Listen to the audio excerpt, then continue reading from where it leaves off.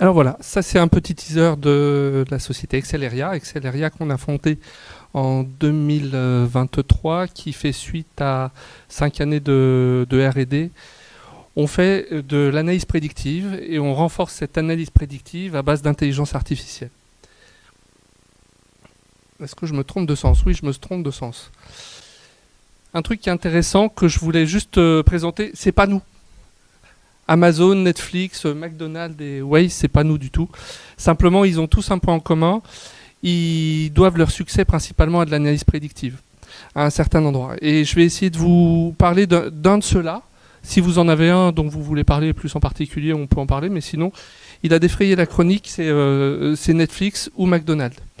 Amazon, on le sait, ils font de l'anticipation de livraison, c'est-à-dire qu'ils savent à l'avance ce qui va être commandé et ils déplacent les pièces et les choses qu'ils doivent vendre à l'avance sur les points proches, ce qui leur permet de vous livrer en 4 heures, en 6 heures, très rapidement. Ça, c'est de l'analyse prédictive qui fait ça. C'est un moteur d'IA. McDonald's, ils savent à l'avance dans tous les McDonald's du monde combien ils vont vendre de Big Mac. Vous connaissez peut-être tous l'indice Big Mac, qui est un indicateur qui devient presque un indicateur économique. Ils savent à l'avance combien ils vont en fabriquer, donc ils savent décliner toutes les opérations tout au temps de la journée, et ils savent combien ils doivent acheter, combien ils doivent livrer. C'est un autre exemple. Netflix, c'est pareil, c'est de l'analyse prédictive pour vous composer le menu, pour ceux qui ont Netflix, pour composer le menu et pour vous proposer de regarder tel ou tel film, telle ou telle série. C'est pareil, c'est de l'analyse prédictive. Et Waze, à la différence de Google Maps, il fonctionne avec de l'analyse prédictive aussi. Il y a trois formes d'IA qui font de l'analyse prédictive. Il y a deux formes d'IA. Il y a les génératives qu'on connaît et qui défraient la chronique en ce moment, donc les ChatGPT, les consorts, etc. Il y a l'analyse prédictive et il y a l'analyse prescriptive. La différence entre prédictive et prescriptive, on formule une projection.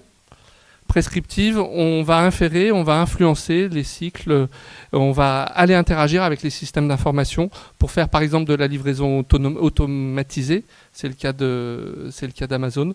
On va beaucoup plus loin dans l'interaction entre la prédiction et comment ça se construit et comment ça se matérialise en vrai dans la vraie vie.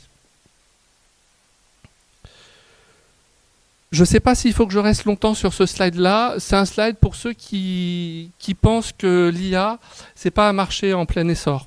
Donc, je vous propose qu'on passe parce qu'il est assez flagrant. Et puis, si on n'est pas au fait de tout ce qui se passe en ce moment, on peut s'attarder, on peut expliquer qu'il y a plein de milliards, il y a plein de choses, il y a plein de trucs qui se passent et qu'il ne faut pas rater ce virage. Voilà. Mais pour l'instant, je vous propose qu'on passe, si ça vous va. Hein. Nous, notre offre, elle est déclinée en 3 axes qui correspondent à 3 grandes familles de modèles qui répondent à ça. La partie Smart Business qui va faire des prédictions d'indicateurs business, a priori. Donc chiffre d'affaires, intention d'achat, passage en caisse, passage de clientèle, etc. Smart Ops qui s'occupe de toute la partie pilotage des opérations. On a des exemples de ça. Et Smart Management qui s'occupe principalement des ressources humaines. Il faut avoir un certain volume de personnel ou de personnes à regarder, mais ça rentre dans cette catégorie-là, avec le profiling aussi. Ce qu'on vous propose, c'est de passer par l'exemple, de vous montrer quelques exemples, et ce à quoi ça peut servir. Donc on en a quelques-uns. Ce que je vais essayer de faire, je vais essayer de voir. On a un cas d'analyse de chiffre d'affaires. Ce qu'on fait, c'est que pour l'instant, je vous les présente, ensuite on en parle, et celui que vous voulez, on voit ensuite. On a un deuxième cas, je vais y arriver, qui est de la maintenance, anticiper des maintenances sur une équipe de 800 personnes, 800 techniciens. On a un troisième cas, qui est aussi très intéressant, qui est de l'analyse de churn. De combien je perds de chiffre d'affaires, combien je vais mettre de temps à récupérer du chiffre d'affaires dans l'éventualité où j'ai des pertes de clients, de prospects, de personnel interne. On a enfin un dernier indicateur qui est un indicateur de churn pur, qui est celui-ci. Voilà. Et je ne sais plus si on m'en a mis un autre. Voilà, ça c'est des passages. C'est un groupe que peut-être vous connaissez qui s'appelle ClimbUp. C'est un groupe d'escalade. Il y a une salle qui n'est pas très loin. qu'on peut aussi présenter. Là, c'est les passages de clientèle dans des lieux accueillant du public. Ce que je vous propose, c'est qu'on s'attarde sur un des cas, on le fait à la main levée. Est-ce qu'il y a quelque chose qui vous intéresse plus qu'un autre? Est-ce que vous voulez voir un cas? Parce qu'on n'aura pas le temps de tous les voir, malheureusement. J'en prends un au hasard. Oui.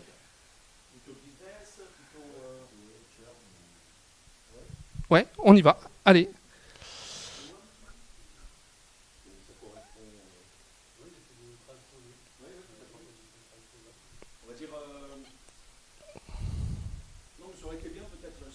Ouais, faut pas hésiter. Churn. Cette société que vous voyez dans quelques slides, très intéressant. Il y a cette société fait de la maintenance dans un parc de 1,4 million chaudières. Donc ils maintiennent 1,4 million de chaudières. Ils ont un sujet de churn client, où une chaudière, pour vous repréciser un peu le contexte, ça a une durée de vie de 10 ans, plus ou moins 4 ans. Donc ça a une grande amplitude de durée de vie. Simplement, quand ça tombe en panne et que c'est too much, le client il décide, j'en ai ras la casquette, j'en ai ras les badigouins, je change ma chaudière. Je vire ma chaudière et j'en fais installer une autre. Et ça se fait en 24 heures.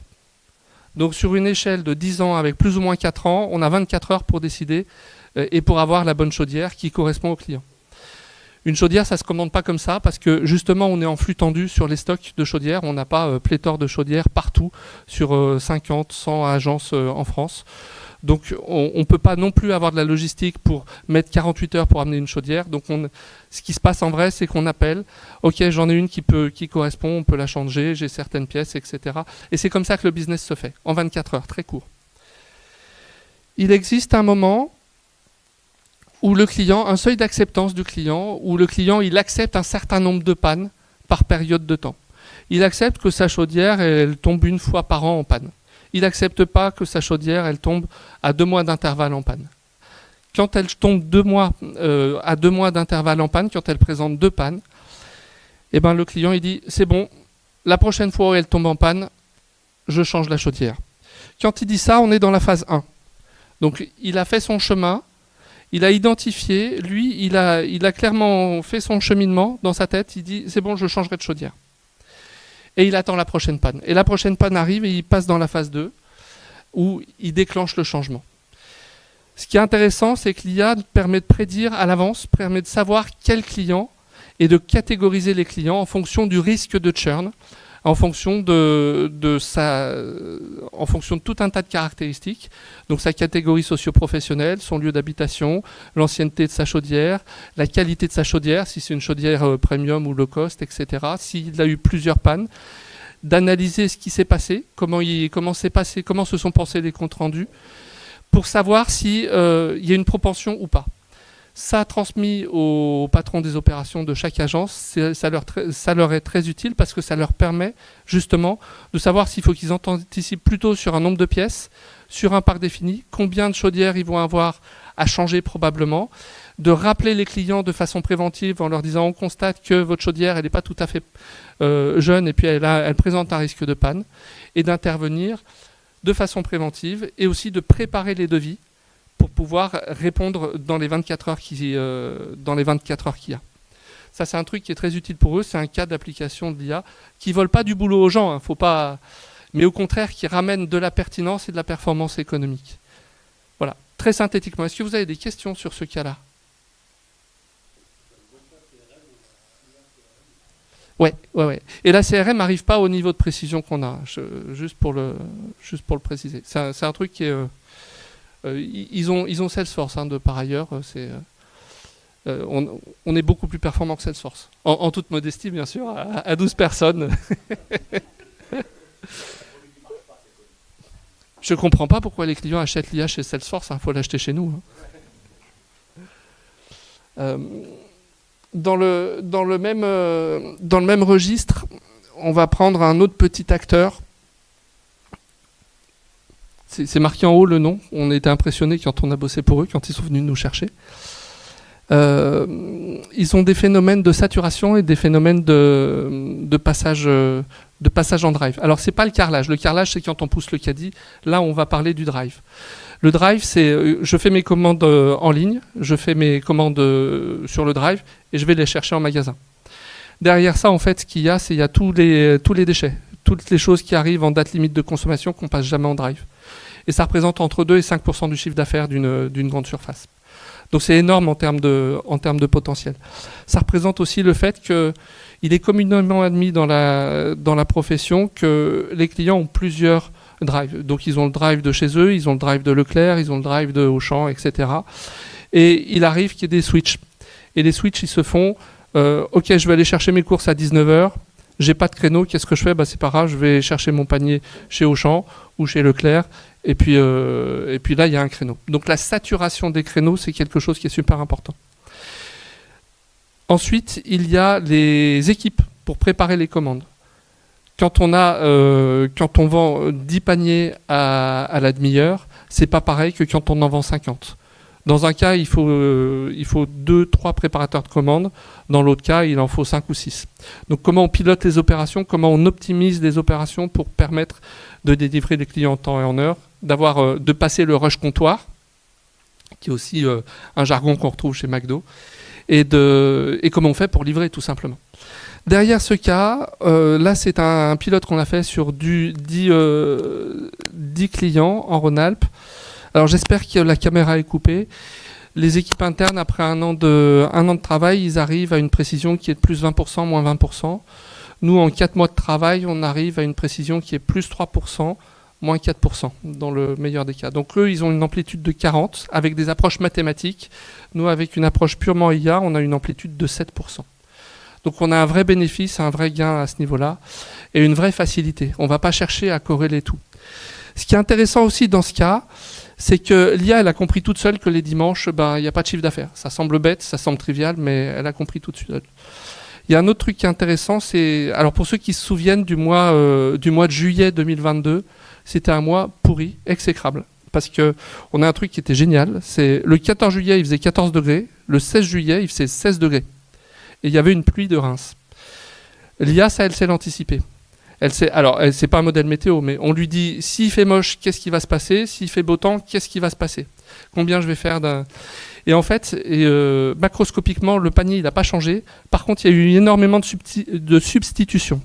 Il y a eu les produits carnés, donc en gros les grillades, qui se sont transformés en produits laitiers. Le reblochon pour faire la tartiflette le 14 juillet. C'était très bien. On a eu tout un tas de substitutions comme ça. Et ça, c'est très intéressant parce que tous ces micro-phénomènes, quand on a une approche mathématique, on n'arrive pas à les identifier, à les faire émerger, on dit, c'est le terme technique. Alors qu'avec de l'IA, on arrive à faire émerger ces micro-phénomènes, à les identifier, à les quantifier, à les préciser. C'est de là que vient ce différentiel de précision. On serait resté sur les mêmes approches qu'eux, je pense qu'on faisait moins bien qu'eux, très honnêtement. Est-ce que vous avez des questions là-dessus ? Je passe au suivant. Est-ce que j'ai le temps d'en faire un autre ou est-ce que je suis court en temps ? C'est bon ? Ah, super. Super. Finalement, j'aurais presque réussi à les faire tous. Je vais faire le dernier parce que vous allez comprendre. Celui-là, Climb Up.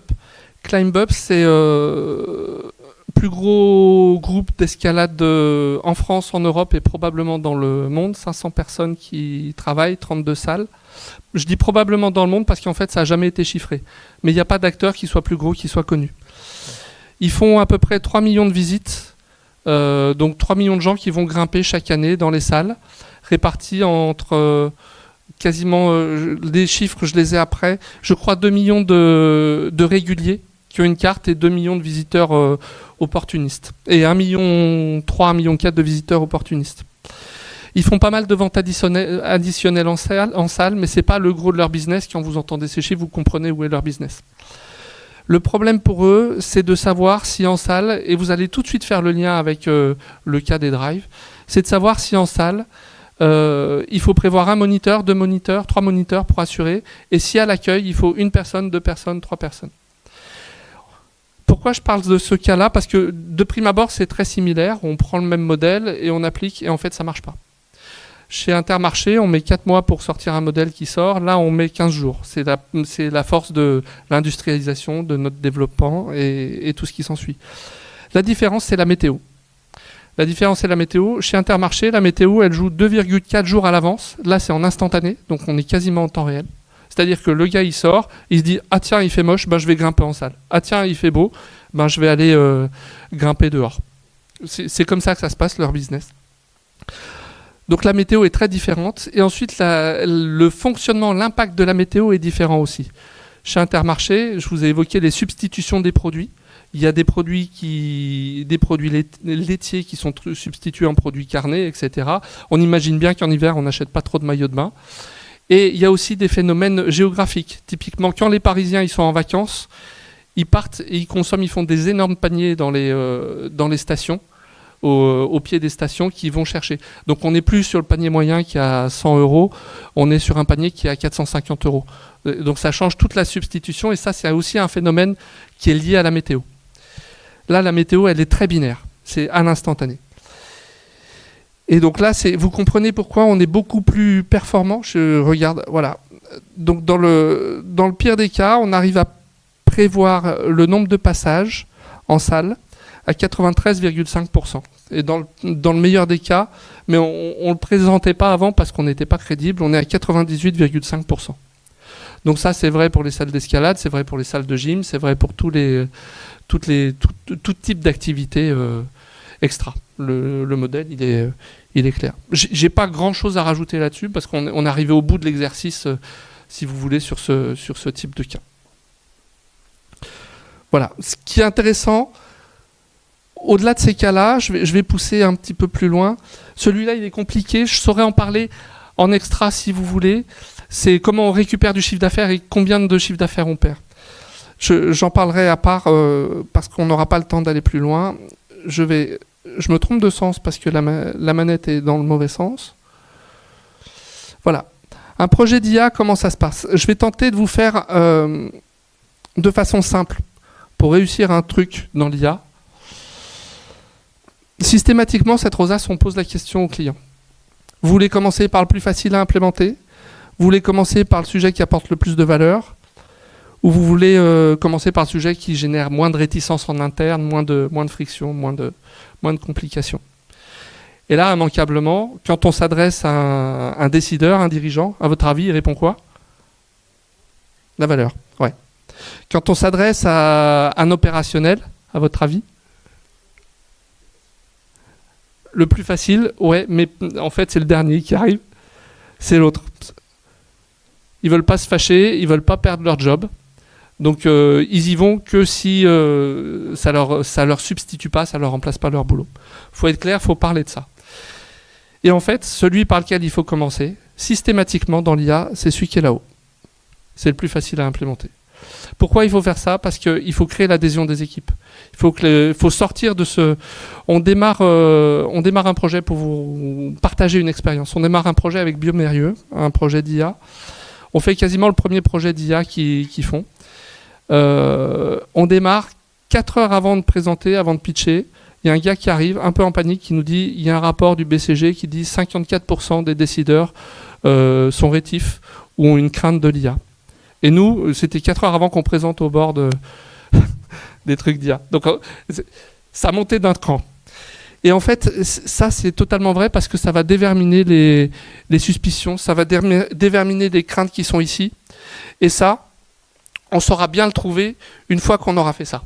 Une fois qu'on aura fait la première démarche, implémenté la première pierre, le reste, ça roule. On va chercher de la valeur, on va construire. Et sur les cas que je vous ai présentés auparavant, il y a des cas où on n'a pas du tout commencé à réfléchir à ça. Donc il faut se laisser le temps de réfléchir, de faire parler les équipes, les opérationnels, les décideurs, tous les acteurs, pour comprendre comment on navigue là-dedans et comment on commence par là.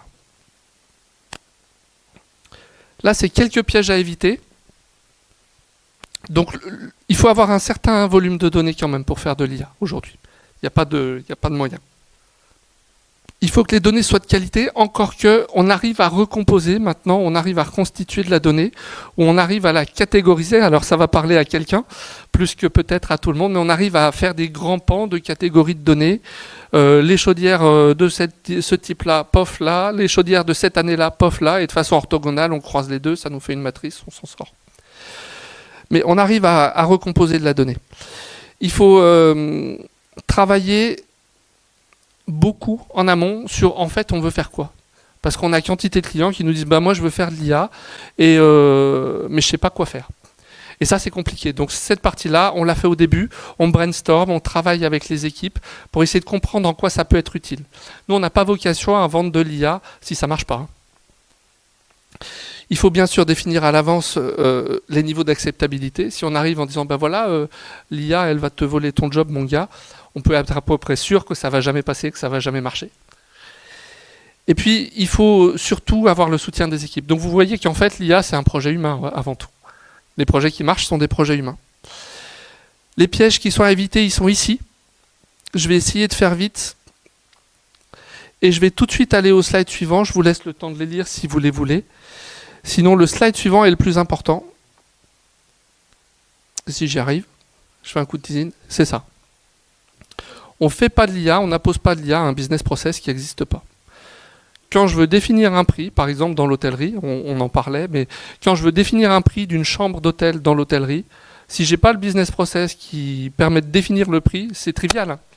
Eh ben, ça ne marchera pas. Quand je veux faire de la livraison anticipée, quand je veux faire des réajustements de stock et savoir combien vont être consommés mes stocks à l'avance, si je n'ai pas un business process qui est déjà en place d'alimentation de mes stocks, c'est pas un sujet d'IA. L'IA, c'est un projet d'IA, c'est pas un projet business de change management, c'est un projet d'IA. Donc en fait, la première des questions, nous, quand on accompagne, c'est celle-là. C'est est-ce qu'il y a déjà un business process? Est-ce qu'il est compliqué, pas compliqué? Et ensuite, on peut dérouler ou pas le sujet de l'IA. Comment ça se passe chez nous? Je ne dis pas que c'est comme ça qu'il faut faire pour tout le monde, mais chez nous, ça se passe comme ça. On commence par explorer les cas d'usage. Très vite, on va essayer de faire la preuve par l'exemple. Donc on va prendre des jeux de données, on va regarder si ça match, si on arrive à sortir des trucs. Pour les plus matheux d'entre vous, on va voir si ça suit une loi normale ou si c'est plutôt éclaté, si c'est plutôt dispersé. On va avoir une phase d'essai ensuite. On va confronter en fait les élucubrations des IA avec la réalité terrain. Si ça marche, on passe en production. Et c'est ensuite que la vraie vie commence et qu'on utilise ça. Les prédictions qu'on fabrique, donc tous les slides que vous avez vus auparavant, c'est des choses qui se rentrent dans la BI, pour ceux qui ont de la BI, qui comprennent ce que c'est, qui savent ce que c'est, qui se rentrent dans des outils d'indicateurs, qui se rentrent dans des fichiers Excel, qui se rentrent dans des PDF par mail. On fait toute forme de choses pour aider les décideurs, pour aider les opérationnels à mieux voir ce qui va se passer. Donc ça se branche partout. Je me dépêche. Voilà. Et l'équipe est ici. Alors, ce n'est pas des équipes techniques parce qu'on est 13 au total. Et on n'a que des profils docteurs ou doctorants sur la partie technique qui ont le bon goût aussi d'être bons communicants et avec qui on peut interagir sans aucun problème. Voilà. Jean-Louis, mon associé, Sophie qui n'est pas là, Laetitia qui n'est pas là, Terry qui est ici, et puis moi-même. Voilà. Je vous remercie beaucoup. Est-ce que vous avez 2-3 questions? Ou est-ce qu'on passe la main? Ouais. Tout à l'heure, tu as montré un slide où il y avait, je crois que c'était l'escalade, si je ne dis pas de bêtises, que quand il pleuvait, il y avait plus de monde. Mais est-ce que, par exemple, tu peux inclure comment appeler ça, un process de réduction, si j'appelais ça, une offre spéciale d'un jour, par exemple, et il pleut? Est-ce qu'on arrive à faire le lien ou pas? Alors, on arrive tout à fait à faire le lien. On sait même dire à combien il faudrait le mettre pour faire revenir des gens au même niveau. Simplement, nous, on a pris le parti de ne pas voler le job aux opérationnels, de leur laisser cet arbitrage-là. Donc, on fait de la prédiction et pas de la prescription. Mais c'est tout à fait faisable, ouais. Sans aucun problème. On sait même le faire dans le monde du parking, de la place de parking, sauf que juridiquement, on ne peut pas le faire en France, mais on sait le faire. Donc on sort de France, on sait le faire. Je pense au hasard au parking du Rhône, quand il est saturé à Genève, on peut tout à fait dire, bah non, c'est plus le parking le plus cher du monde, c'est juste le plus cher de l'univers, par exemple. Le plus cher du monde, il est à Aix-en-Provence. Hein. C'est celui de la Rotonde. Hein. Bien moins cher qu'à Genève. Mais voilà, c'est tout à fait possible. Merci beaucoup. Merci à tous. Bon, on commence par qui? Je le sentais. Alors, dans le monde des petits, les experts se côtoient. Est-ce que vous aussi, vous pensez que le but ultime de l'IA ou le biais, c'est de nous plaire au final? C'est de plaire à l'utilisateur? Alors, j'ai une réponse à ça. Quand on met des vrais gens en chair et en os qui discutent ensemble, il se passe un truc génial, c'est qu'il y a des phénomènes de divergence, d'antagonisme. Alors, sain, malsain, ça dépend de l'éducation des gens, mais qui émergent. Et ça répond un peu à la phrase qu'on sort assez souvent, qui est dans une réunion à deux, si les deux sont d'accord, c'est qu'il y en a un de trop. Et c'est une grande qualité qu'ont les êtres humains de faire émerger des divergences, de faire émerger des points de vue différents. Alors parfois c'est un peu ésotérique, hein, il y en a qui considèrent que la Terre est plate, il y a des trucs comme ça, mais quand même on a cette capacité-là en tant qu'être humain. Les IA, c'est rigoureusement l'inverse. Elles font converger. C'est-à-dire que si on entraîne, on fait parler une IA sans arrêt, et que ce qu'elle recrache, on lui réinjecte, etc., elle va finir par une platitude exceptionnelle. Et aujourd'hui, ça c'est un des enjeux, j'essaie de vulgariser, hein, les techniciens qui le savent mieux que moi comprennent que je vulgarise. C'est un des enjeux qui nous permet de dire que les IA sont quelque part des modèles mathématiques, un peu complexes, plutôt que des vrais organismes vivants. D'ailleurs, nous, on a un docteur qui bosse sur ce qui s'appelle les Spiky Neural Network, qui sont une autre gamme de réseaux de neurones qu'on verra dans 5 à 10 ans émerger, qui répondent en partie à certains de ces défis technologiques-là. Merci, excellent. Alors, il y a une question du chat. Donc, pour Excelleria, oui. Est-ce qu'avec l'IA, les entreprises doivent encore investir dans un CRM? Alors, je reformule.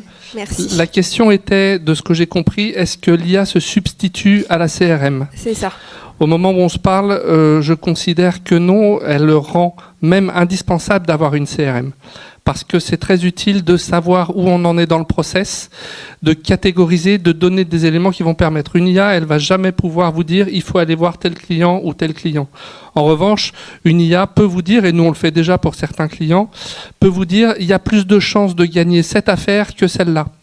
Dans ce contexte-là, c'est plus utile de mettre les efforts à cet endroit.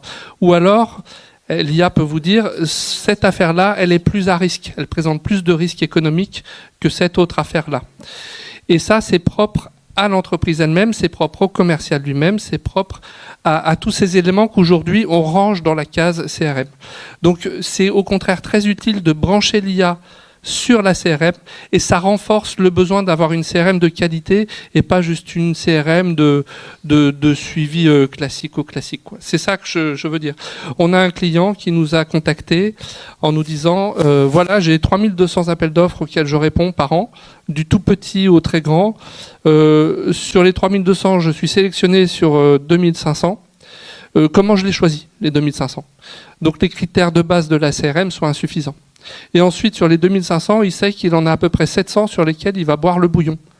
Parce que l'adéquation des ressources, des personnes, pour répondre au projet, c'est pas les bons, parce qu'il y a des contextes, des choses qui n'auront pas été vues, parce qu'on présuppose que le projet, il ressemble à ça, alors qu'en fait, il ressemble à ci, etc., etc. Donc, comment on recatégorise toutes les affaires en fonction du vécu de l'entreprise?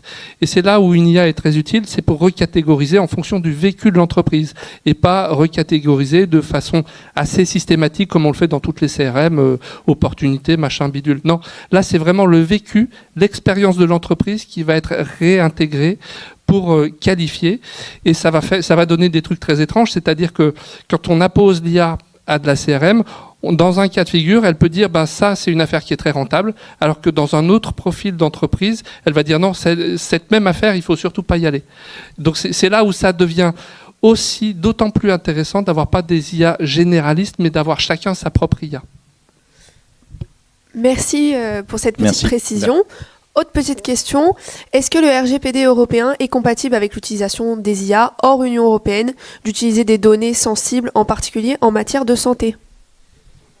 Je vais faire venir mon RSSI, ou sinon c'est Vincent si tu veux répondre. Je réponds non. Mais... la réponse c'est non, très honnêtement, non. Les données personnelles, encore une fois, surtout en France en termes de RGPD, l'idée c'est de garder la main sur les données, de les garder en France et être sûr qu'il n'y ait pas des acteurs extérieurs qui ne puissent pas avoir la main sur les données, justement. Et quand on donne par exemple son nom, son prénom, son numéro de carte vitale et son bulletin de santé dans ChatGPT, les données, on ne sait pas où est-ce qu'elles vont, on sait qu'elles ne restent pas en France, on sait qu'elles vont être utilisées et il n'y a aucune des cases qui est cochée. Ok, une autre petite question qui est complètement... J'ai un complément de réponse à apporter. On se concentre beaucoup sur la propriété des données dans le cadre de la RGPD et de l'IA Act. On se concentre beaucoup sur la propriété des résultats produits par les IA. On s'inquiète beaucoup du moteur. Dans le cadre de la donnée santé, semaine dernière, j'étais sur Strasbourg pour discuter de ce genre de sujet. Il y a une chose qui est assez simple, c'est que quand on fait tout en propre, en fait, et qu'on a un corps doctoral et qu'on a doctoral au sens docteur en médecine qui supervise, on est relativement aligné avec ce qui est attendu d'un point de vue légal. Je rappellerai juste un petit point de détail sur le rapport à la donnée santé, qui est très intéressant, parce qu'on a de l'expérience là-dedans aussi. Vous faites une radio, vous êtes patient, vous faites une radio. En France, la radio vous appartient. Vous êtes patient, vous faites une radio dans un laboratoire aux États-Unis, je caricature, la radio appartient au laboratoire. Parce que sans le laboratoire, vous n'auriez pas pu avoir la radio. Donc le rapport à la chose médicale est très divergent d'un côté à l'autre, et ça renvoie à des sources de droit qui sont plutôt catholiques ou protestantes. Bon, ça c'est pour les historiens du droit. Voilà. Mais c'est très intéressant de se concentrer sur ça aussi, parce que même en Europe, on a des divergences de points de vue, de sources de loi. Vous prenez ça, c'est vrai pour les Français, c'est pas vrai pour les Anglo-Saxons, c'est pas vrai pour la Suisse. Il y a tout un tas de choses comme ça qu'il faut analyser. En France aussi, on a l'avantage, je crois que tu l'as dit tout à l'heure, mais notamment sur la certification HDS. C'est quelque chose qui est très franco-français et qui va directement avec l'ISO 27001. Et c'est vraiment le fait d'héberger, de pouvoir avoir la main sur les données. C'est-à-dire que en tant qu'HDS, il va y avoir plusieurs niveaux. Il va y avoir le niveau 1 et 2 qui va être sur l'infrastructure, c'est-à-dire le bâtiment et l'hardware à proprement parler. Mais ensuite, il va y avoir aussi les niveaux 3, 4, 5, 6 qui vont être sur l'infogérance, c'est-à-dire le maintien en condition opérationnelle, le fait de faire des sauvegardes, le fait d'utiliser les données et ainsi de suite. C'est très, très, très, très réglementé sur la santé en France. Si tu veux ajouter quelque chose. Non, merci, c'est parfait. Pour conclure un peu cet aspect santé, est-ce qu'il y a une impossibilité réglementaire d'utiliser des données de santé par des IA non souveraines ? Même réponse ? Je te laisse répondre. Même réponse. Ou alors j'ai pas bien compris la question, mais je... En fait, au niveau HDS, excusez-moi, je suis pas à la caméra, mais au niveau HDS... Sébastien compte, c'est le RSSI d'Oster. Moi, je vais venir. Il vient. Donc au niveau HDS, on doit être conforme RGPD, et donc RGPD veut dire qu'on a un responsable de traitement, on a des responsabilités engagées par les entreprises qui traitent les données. Donc potentiellement, l'entreprise qui fait ingérer ces données dans le moteur, elle est responsable de traitement. Toute la chaîne de responsabilité doit être respectée, du médecin, de l'éditeur de logiciel qui ingère les données, à l'hébergeur qui a les équipements permettant de faire ces actions-là. Donc en France et en Europe, on a des responsabilités très claires concernant l'usage des données, que ce soit de santé ou pas. Mais ce qui n'est pas le cas, comme disait Hubert. Comme disait Hubert, c'est pas forcément le cas aux États-Unis. On n'a pas les mêmes règles, c'est beaucoup plus souple dans les autres pays hors Union européenne. Merci, Sébastien.